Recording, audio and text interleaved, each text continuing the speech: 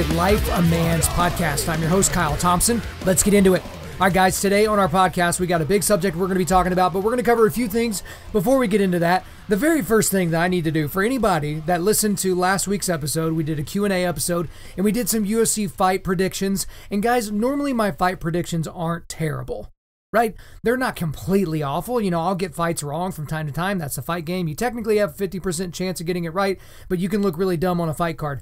But I did get the prediction for the Brian Ortega and Korean Zombie fight correct. I just got the fighter wrong. So I said that fight was going to be not competitive at all. Because I thought that Brian Ortega, T-City, was going to get dominated by the Korean Zombie. I thought he was going to absolutely get destroyed. And he didn't. The exact opposite happened. It was a clean sweep. It was a 50-45 fight, maybe even 50-44. He dropped Korean Zombie in the first 2 rounds. Brian Ortega looked amazing. He is known for his jiu-jitsu. T-City, T is for triangle, like he catches dudes in triangles all the time. But the guy stood up basically the whole fight. He shot some takedowns. He completed some takedowns.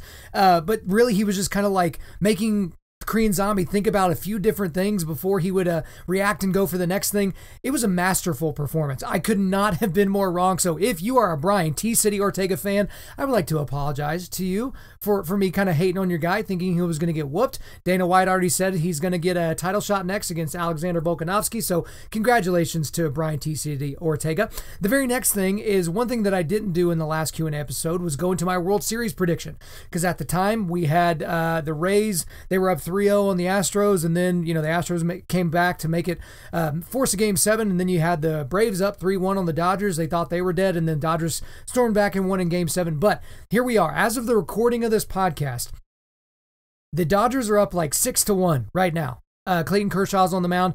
It's a lead that potentially he can't even blow in the postseason.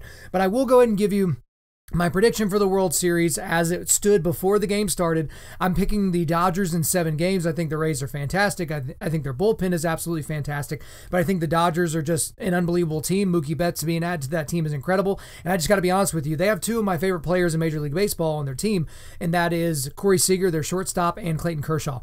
To be honest with you, I just kind of want the Dodgers to win this World Series because it kind of counts and kind of doesn't, right? Dodgers didn't have to win a single road game, right? There weren't really a bunch of fans in the stands, that they basically got comfortable playing down there at Globe Life Stadium in Texas. But at the end of the day, I want Clayton Kershaw to get his ring. I'd love for him to win game 1, come back, win game 5, pitch in relief in game 7, win the World Series MVP and get that monkey off of his back. But there's my World Series prediction, Dodgers in 7. And here's the other thing. If you listen to last week's episode, I told you that this week's episode was going to be on the Amy Coney Barrett's, nominations and confirmations. Let's start that again. Amy Coney Barrett, her confirmation hearings. There we go. I thought that there was going to be more news. I mean, frankly, guys, I thought there was going to be more news around this. There was a little bit of hubbub last week with Mazie Hirono basically saying it was incredibly offensive that she would, assume or imply that someone could choose their sexual orientation, which is absolutely insane. But there really wasn't anything that noteworthy, okay? Which is making me think that Democrats have There's a couple of things in the offing. Either number one, they understand that resistance is futile at this point. They've already made their statements. They've already got the stuff that they can do for their commercials. So that's maybe one option. And then the second option is they're planning something absolutely diabolical. But I feel like the diabolical nature of the tactics that they are going to be using are pretty much going to be directed at Donald Trump specifically, not necessarily somebody that has an attachment to Donald Trump like his Supreme Court nominee. However, at this point, there's not a whole lot to report because the voting hasn't actually happened yet. I feel like as we get closer, there's going to be a few kind of finagling things that the Democrats are going to do to try to slow this down, maybe get it to where it happens after the election. I've seen several timelines, but a lot of the timelines show that we could see a vote as early as Thursday of this week. I don't think that's going to happen. I've seen as late as October the 29th, or as late as never, technically. But I still want to kind of reserve judgment because I feel like there's more coming. Right? There wasn't as much for me to bite into that I thought would come from the hearings. Amy Coney Barrett, ACB, came off looking incredible during those hearings. The Democrats came off looking like buffoons. And so we're going to go ahead and reserve judgment. And part of the thing, guys, is there's going to be an interesting schedule for this podcast coming up here soon. Next week, next Thursday, I plan to release episodes about whether reasons to vote for Joe Biden, reasons to vote for Donald Trump. I'm still kind of formulating my thoughts around that. The Amy Coney Barrett stuff is going to be coming when it comes, and so I'll probably release another special episode. This one's being released a little bit early because some of the stuff that I'm talking about is time sensitive. So you're going to get a lot of podcasts over the next 2-3 weeks, but they're not going to maybe come in the same normal order. And I could have even spent this week talking about cancel culture kind of rearing its ugly head. I woke up the other day and basically Chris Pratt is trending on Twitter, and it's because he didn't want to go to a Joe Biden rally, and all the people kind of woke up and realized that Chris Pratt's a Christian and a Trump supporter, or at least a Republican. And so they tried to, cancel him. One person actually said that Chris Pratt radiates homophobic white Christian supremacist energy, which if you got to have an energy, man, you would want that many qualifiers in front of it. My goodness. But, he was potentially canceled. 50 Cent, he's trying to keep his pennies, see what I did there? Because he was saying, screw this this Biden tax plan that's going to cause me to pay 62% in taxes if I live in New York or California. He's like, no, I'm out on that. So there's a lot of cancel culture going on right now. But the thing that we're going to talk about, let's go ahead and transition into what we're going to talk about today. The thing that really does deserve our attention, and that's big tech. Big tech did an egregious thing last week, and what I'm not going to do is go into a big long explanation of the news story because it's somewhat convoluted, but the reaction to it is the real story. And that's the thing that's really concerning. So if you have been living under a rock for the past several days, I'm obviously talking about the stuff that has come up with Hunter Biden's laptop, how that attaches to Joe Biden and Ukraine and Burisma and potentially China and all these things. So the very, very brief synopsis is that Hunter Biden took his laptop into a laptop Mac shop in Delaware with water damage. He left it there. Whenever the owner of the shop tried to make contact with him to get it back to him, he never responded. And so the shop owner actually went on there, made a copy of the hard drive. He found some stuff on the hard drive that he found to be very, very concerning.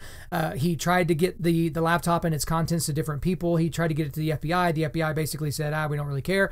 He eventually gets it to Rudy Giuliani's lawyer. Rudy Giuliani at some point gets it to the New York Post. And the New York Post, which is one of the largest newspapers on the planet, gigantic distribution, it's been around for 200 years or whatever. They actually posted the story about what they found with the emails that were on that computer. There were a lot of emails with Hunter Biden and a Ukrainian oil and gas company named Burisma. You probably heard of that because he was being paid like $50,000 a month to be on the board, even though he doesn't, he's not from the area. He doesn't know anything about oil and gas. And a lot of people just suspected it was so that they could take advantage of his last name and potentially get access to Joe Biden. Well, there's a lot of emails on this laptop that kind of point that direction, that there were deals that were being done specifically so that Hunter Biden could use Joe Biden's influence or even introduce Joe Biden to some people within Burisma, which at the time Joe Biden was working for the Obama administration and he was in charge of the Ukrainian foreign policy as well as China. And so it would be a grossly horrifically bad and corrupt thing for Joe Biden to be meddling. He was meddling with prosecutors supposedly in all these times. But guys, again, this isn't going to be a big recap of the actual story because wherever you get your news, you've kind of gotten your spin on the story because the news isn't actually the point. It's the cover-up. It's the cover-up that's worse than the crime. Because what happened is the New York Post put this out on Twitter. And this is gigantic news. The stuff that they found, the emails that they found, it's absolutely gigantic news. It's so gigantic that the Joe Biden campaign won't even answer questions about it. When Joe Biden is almost accidentally asked about it while he's on the campaign trail, he just walks away. His surrogates that go on the news, they're not answering direct questions. They're not saying, yeah, that laptop's fake. All those emails are fake. None of these things actually happened. They're actually not even saying any of those things. Okay? The media has even jumped in to say this is some sort of a Russian disinformation plan or something like that. But even the director of national intelligence, John Ratcliffe, came out here recently. He actually said this, quote, "Let me be clear. The intelligence community doesn't believe that the Russians are behind this because there is no intelligence that supports that. And we shared no intelligence with Chairman Schiff, that's Adam Schiff of California, and other members of Congress that Hunter Biden's laptop is part of some Russian disinformation campaign. It's simply not true." And so that's the thing is everyone's kind of doing their own spin of it. But the craziest thing is the reaction to this. Okay, because big tech, and I'm mainly talking about Google, Facebook, and Twitter. Google owns YouTube, Facebook owns Instagram. So the main ones, they absolutely throttled this story. They didn't want you to see this story. And the reasons for it are fairly obvious. But Facebook was kind of the first people to come out. There is a guy named Andy Stone that works for Facebook. He is a career Democratic Party operative. He worked for Barbara Boxer and some other people. He actually tweeted, again, he works for Facebook, but he tweeted, "While I will intentionally not link to the New York Post article, I want to be clear that this story is eligible to be fact-checked by Facebook's third-party fact-checking partners. In the meantime, we are reducing its distribution on our platform." Now, at no point does he post why they are reducing the distribution, or that the fact check, the supposedly third-party fact check, came back to say that there was a lot of things that were wrong with the story. At no point do they claim that the New York Post was lying. At no point did they claim that the New York Post was misreporting things. At no point. But they openly say that they are going to be throttling, reducing the distribution of that story on the platform. And then you've got Twitter's actual reaction to this. And this was all over the place. Hopefully you saw it. But you were not allowed to share the article on Twitter. So a lot of people did screenshots of this, but if you pulled out Twitter and you went to New York Post and you went to that article and then you hit the Twitter button, right, to share it on Twitter, it wouldn't allow you to tweet it out. It would give you an error message. And a lot of times if you tried to share it around with any of your other friends or share it on other social media sites, it wouldn't let you do that. Twitter actually locked the New York Post Twitter page. It still is actually locked because they're demanding that Twitter take down these tweets. But they're not saying it's because the tweets are incorrect or that they're spouting lies or fake news. That's not it. They blocked Kayleigh McEnany. That's the Trump's press secretary, right? They blocked her Twitter because she was talking about the story and trying to share the story. Now, Twitter was claiming that the story that the New York Post put out violated their hacked materials policy, okay, which states this, quote, "Commentary on our discussion about hacked materials, such as articles that cover them but do not include or link to the materials themselves," unquote. So Twitter is claiming that this was hacked material, but it wasn't hacked material. It was openly on a laptop that was handed to a guy at a Mac shop. This wasn't hacked. But the funny thing about this, and a lot of people have pointed this out, what about WikiLeaks? I mean, Twitter has basically made WikiLeaks famous and spreading the things that WikiLeaks, even the things that WikiLeaks lies about. They put that out there. That is clearly hacked material, but it doesn't somehow violate the hacked materials policy. It's kind of weird. And they went a little further. They have other policies that say this: "It prohibits the use of our service to distribute content obtained without authorization," because it said that they don't want to incentivize hacking by allowing Twitter to be used as a distribution for possibly illegally obtained materials. But that opens up a can of worms, because do you remember, 2 weeks ago when Trump's tax returns were put out there? Right? We've been waiting for 4 years about his tax returns, and we get his tax returns and we basically find out that he's in debt and he's not nearly as rich as everyone thought he was, which, I mean, if you didn't see that coming, I got a bridge in Brooklyn I can sell you. But at that point, it's like, do you think that was given with his authorization? I happen to remember every blue checkmark Democrat on Twitter sharing that story around. That was clearly content that was not authorized. And just think about every other anonymously sourced news story. Those which are typically bad for people on the right. You think about this, you're not getting these anonymously sourced news stories that make Joe Biden look bad. It's just news stories, right? But that's the thing that's so interesting about that is there's so much material that is obtained, quote unquote, without authorization that never goes and hurts anybody, right? According to them. And so it's because it's people that are on behalf of the ideas that they like. And so it's very interesting to me that a lot of people that find themselves that are left of center, they don't really trust evil corporations like that, but they're all too happy to watch Twitter and Facebook and Google, basically throttle a story like this because it helps someone that's on their side of the aisle. That's kind of the main point. And I think this brings up some of the conversation again about whether these social media sites can continue to get along or get away with pretending that they are a publisher a platform and not a publisher. Because again, as a platform, you're basically saying, hey, anyone can use our site for whatever reason, and we're not liable for things that are said on the site. Whereas a publisher is liable. If you're a news source and you publish something that is libelous, you could be sued for that. And so this is bringing that up. Twitter has kind of gone back, and they're trying to change some of their regulations, and they're saying, Jack, the CEO of Twitter, Jack Dorsey, came out and he was like, yeah, we didn't really handle that situation. This is unacceptable. But, it doesn't really seem like this has hurt anybody other than people that are on the right. Like, this is hurting people. This is like an in-kind donation to the Joe Biden campaign because they've throttled this story. And it's just one of those things that it's a very, very concerning situation, because social media is so important to everyone's lives, and it has inculcated just about every square inch of real estate in people's brains. But guys, this will be a little bit of a shorter podcast, but I do want to go into a few reasons why this is a massive deal.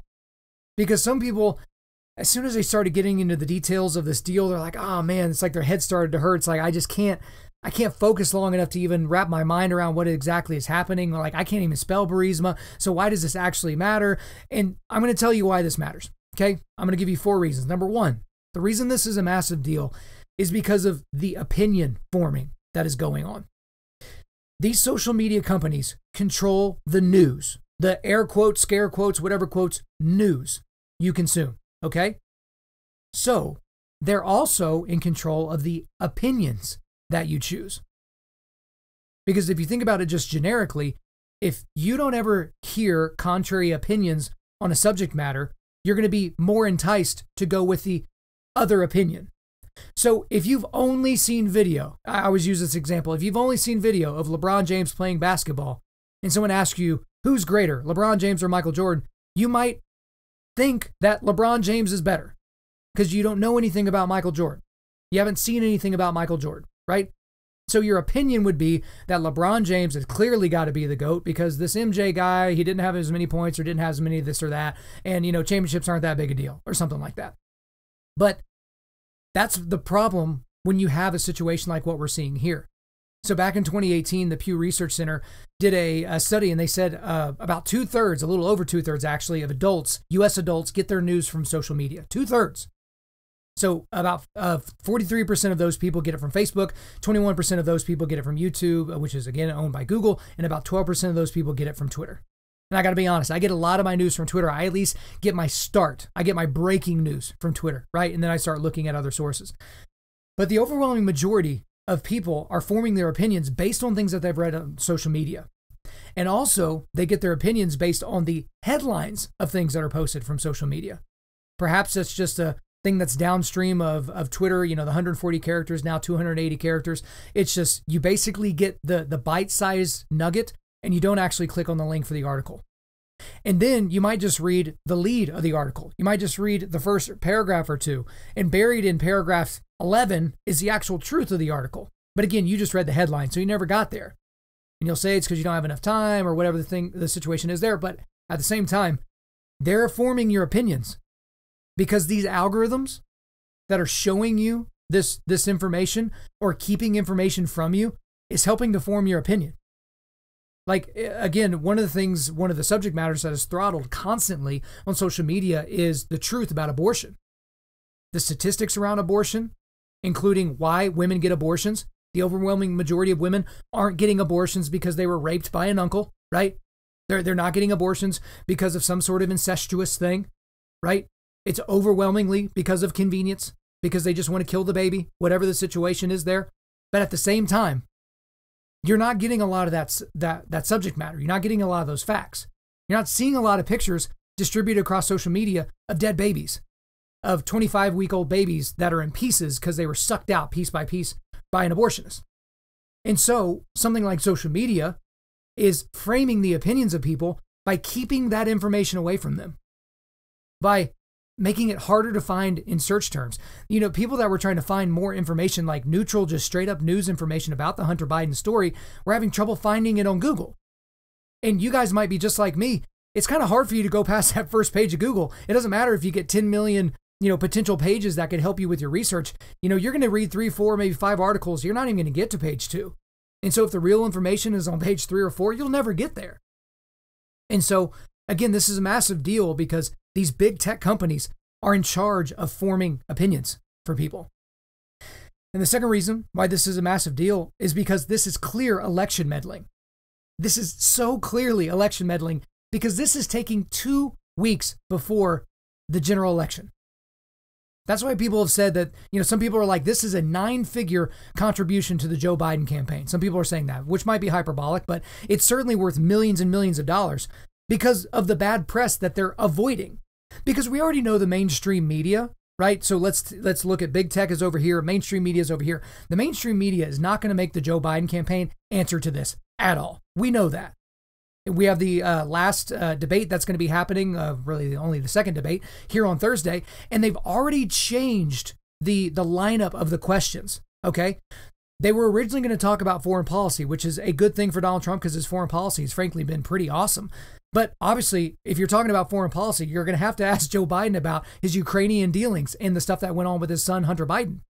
But they all of a sudden have changed it, and that's no longer something that's going to be discussed at the debate. How interesting. So we already know the mainstream media is in the bag for Joe Biden and all the Democrats, but now you know that big tech is in there. Because if this was a horrifically bad story about Eric Trump or Donald Trump Jr.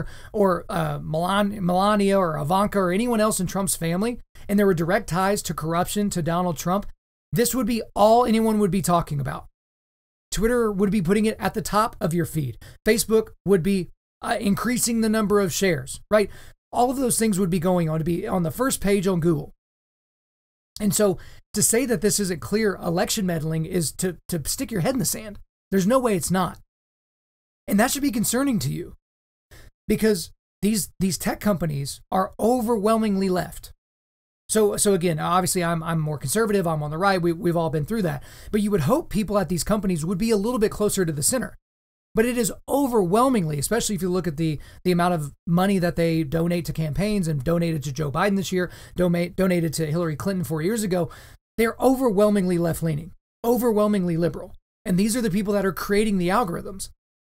See, because people, they say dumb things like, hey man, their employees didn't choose the stories. It's the algorithm that chose the story that you saw. Well, who programmed the algorithm? Dummy? Like, what are you talking about? Of course this matters. Because you're not programming something and it all of a sudden becomes sentient, right? You have to put the information in on the front end. You're telling it what to learn. You're telling it what to listen to. And that will obviously be biased. So something like this is incredibly damaging. And if you want free and fair elections and a free and fair press, this is a massive, massive deal. So opinion forming, election meddling, the third reason why this is a massive deal is because of the quote unquote fact checkers. So we've heard about this. This was part of this story as well. Oh, we're going to wait to see what the fact checkers have to say. But they always want to say it's something like, nonpartisan or bipartisan fact checkers or something like that, or moderate or neutral fact checkers. Guys, there's no such thing. There's no such thing. Everyone has bias. Everyone. You have a bias towards this or that. You prefer that over this. That's how it goes. And the interesting thing about these fact checkers is a lot of these people will have like PolitiFact in their name, even though PolitiFact is a very left-leaning organization. But they have a really, really good name. They're like, oh, where should I go for politics, for fact-checking and politics? Oh, politifacts.com, right? That's great. But the fact checkers are people that think just like the big tech companies. So when Facebook does a fact check on hydroxychloroquine or on this COVID story or on this story about Ukraine, they're giving warm fuzzies to the people that already align with them. And for dumb people. For dumb people that are like, well, I don't know if I believe that. So, oh, look, there's a stamp. Stamp right there says it's been fact checked by a third-party fact checker. Guess I can believe this now. And so that's the concerning thing, is they're rewriting what truth is. These organizations that we've given so much of our lives and so much control over the things that we buy and the things that we look at and the things that we think, frankly, and who we interact with, we're also outsourcing to them truth. We want them to give us truth. Why do you believe that story? Because Facebook said it was true. I don't know if you saw over the weekend, but the Joe Biden folks that actually went on the news and had to answer questions about this, they basically said, hey, Twitter said that it was a false story, so that's what we're going with. Wait, what? Twitter, a social media site, says that the story that you have yet to deny is fake news, it's false, or it's at least something we're looking into, and you're going off of that? And there's no follow-up question from the journalist? So again, we're outsourcing truth to these people. And that should be a very, very concerning thing to you. But guys, all of this is leading somewhere. And every time I do a podcast like this, it might seem like I'm ranting. It might seem like, oh, this is just a right-wing conspiracy or whatever. And I've told you over and over, I'm not really a conspiracy guy. But I can kind of read the tea leaves and see where things are going. And you combine that with, more of my pessimistic outlook on life in general, this is kind of where you end up. But I want you to remember me saying what I'm about to say as we move forward, especially if we move forward into a Joe Biden, Kamala Harris type of country. If the Senate goes blue, if things keep trending the way that they go. So why this is a massive deal is opinion forming, election meddling, fact checkers, and this last part here. If they can censor the news, they will do the same with the gospel.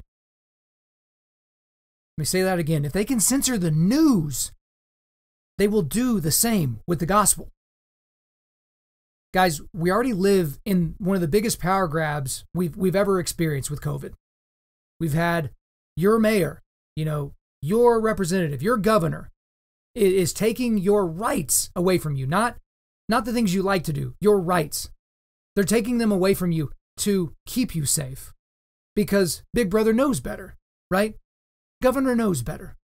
Senator knows better, right? You don't actually need to do the thinking for yourselves. You don't actually need to weigh the risk yourselves because we got you. We understand this. And one of the things that they attacked immediately are faith-based organizations. John MacArthur is still basically in a staring contest with the state of California for keeping his church open. You have the governor of Michigan over the weekend. She was basically saying, hey, if you want to get back to church, make sure that you vote for Joe Biden. Right? And she essentially just straight up said that basically vote for Joe Biden, and then I'll go ahead and relax all these draconian measures I've taken on the state and its people. Don't worry about it. I'll let y'all go back to church. But just think about it. Think about what I was talking about earlier. Because the pro-life cause is obviously something that agrees with the Judeo-Christian worldview, right? Pro-life in terms of abortion. So you can't really be a Christian and be pro-choice in any way, shape, or form, right? That just means you're not a Christian. You don't actually believe in the tenets of the Bible. You don't believe in the Imago Dei, right?